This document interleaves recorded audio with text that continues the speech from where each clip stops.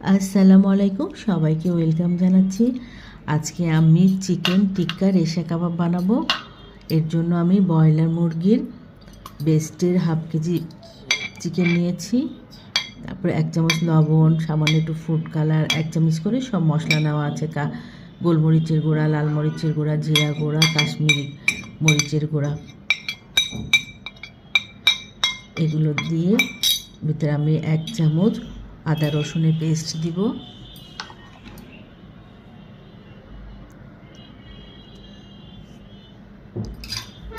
এক চামচ ভিনেগার দেব, লেবু দিলেও হবে, কোনো সমস্যা নাই। 1 টেবিল চামচ তেল,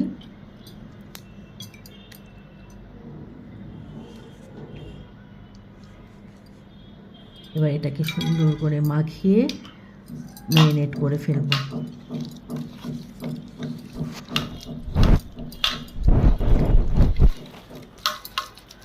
এটাকে আমি 4 ঘন্টার জন্য নর্মাল ফ্রিজে ঢেকে রেখে দিব।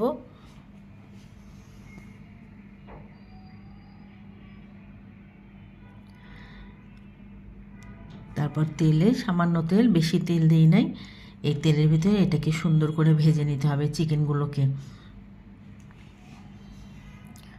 আমরা যেরকম চিকেন চাপ খাই না, ওরকমই এটা সুন্দর করে ভেজে নিতে হবে।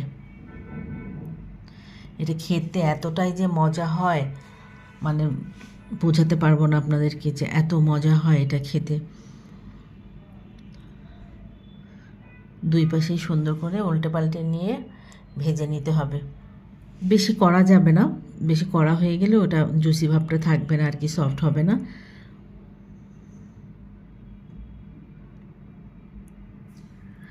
এটা ভাত, পোলাও এসব দিয়ে খুব ভালো লাগে খেতে। এই যে এগুলোকে আমি এভাবে সুন্দর করে কেচি দিয়ে কেটে নিয়েছি। আপনারা চাইলে হাত দিয়ে ওইটা করে ফেলতে পারবেন, কিন্তু আমার কাছে মনে হচ্ছে কেচি দিয়ে করে নিলেই ভালো।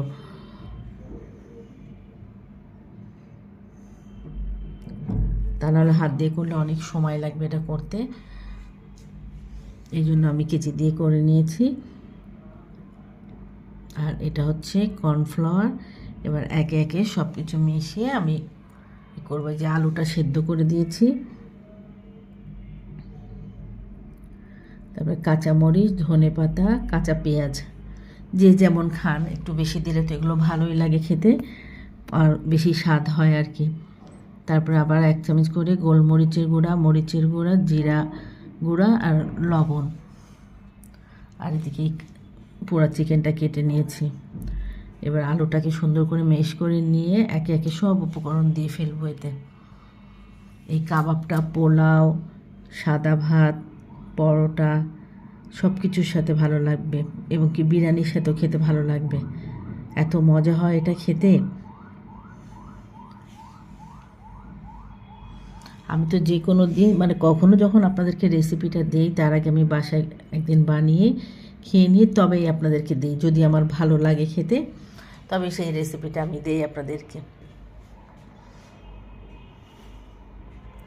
এটাকে সুন্দর করে মাখিয়ে নিতে হবে।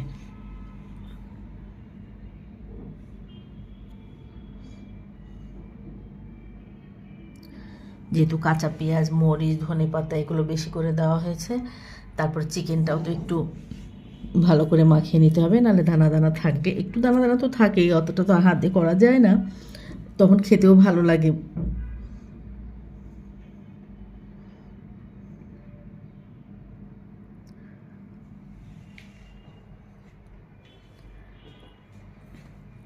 এটাকে এটা দিয়ে বার্গারও বানানো যাবে। বার্গারটাও খুব ভালো লাগে খেতে। ধ্রুব যখন ছিল আমি বানাইতাম, তখন বার্গারটাও পছন্দ করতো, আমরাও খেয়েছি। বার্গারটা ভালো লাগে বেশ। এবার সুন্দর করে গোল গোল করে শেপ দিয়ে একটু চ্যাপটা করে, এটাকে যেরকম আমরা কাবাব বানাই, আমার তো এখন স্বামী কাবাবের থেকে বেশি ভালো লাগে এটা খেতে। আমার কাছে মনে হয় যারা এটা একবার বানিয়ে খাবেন, তাদের কাছে মনে হবে স্বামী কাবাব না বানিয়ে এটাই বানাই। সত্যি অনেক মজা হয় এটা, অনেক। গরম মশলা দেওয়া হয় না, কিন্তু তারপর এত সুন্দর একটা ফ্লেভার হয়।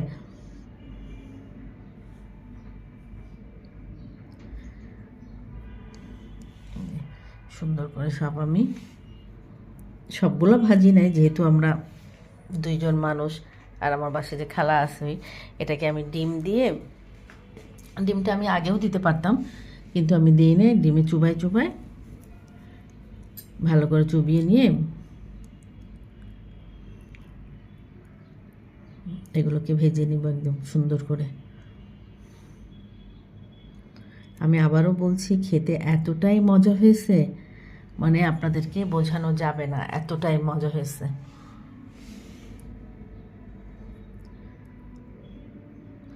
নেক্সট আমার বাসায় কোনো গেস্ট আসলে আমি এই স্বামী কাবাব না করে এটাই করব।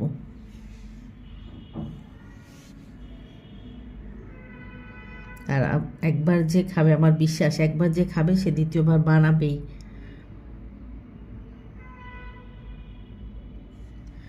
সুন্দর করে উল্টে পারে। এটাও যে আমি খুব ডোবা তেলে ভাজছি সেটাও না, স্বামী কাবাব তো ডোবা তেল ছাড়া ভাজা যায় না, এটা যে ডোবা তেলে ভাজা হয়েছে সেটা কিন্তু না, কম। এই দেখেন আমার এটা এত সুন্দর লাগছে, দেখতে যেমন সুন্দর লাগছে খেতেও তেমন খুব মজা হয়েছে। সবাই ভালো থাকবেন, আল্লাহ হাফিজ।